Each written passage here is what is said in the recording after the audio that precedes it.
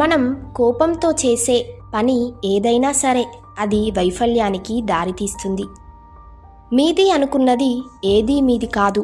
కాబట్టి స్వార్థం వదిలి పరమార్థంతో మీ ఆలోచనలను కొనసాగించండి.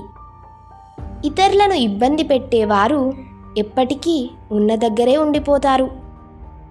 నిందలకు భయపడి లక్ష్యాన్ని వదిలేయకు. ఒక్కసారి లక్ష్యాన్ని చేరుకున్నాక నిందలన్నీ ప్రశంసలుగా మారుతాయి.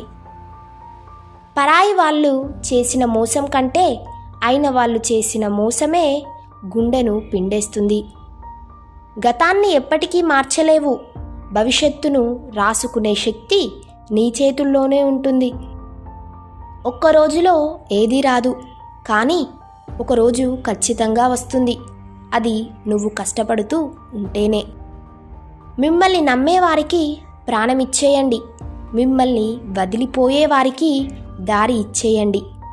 ఈ సమాజంలో మనిషి సృష్టించిన మనీకి ఉన్న వాల్యూ దేవుడు సృష్టించిన మనిషికి లేదు. డబ్బు ఎక్కువ సంపాదించే భర్తతో భార్య సంతోషంగా ఉంటుందో ఉండదో తెలియదు, కానీ రోజు ఒక్కసారైనా తన క్షేమం గురించి అడిగి తెలుసుకునే భర్తతో మాత్రం ఖచ్చితంగా సంతోషంగా ఉంటుంది. ఈ వీడియో నచ్చినట్లయితే లైక్ చేయండి, షేర్ చేయండి, అలాగే మా ఛానల్ను సబ్స్క్రైబ్ చేయండి.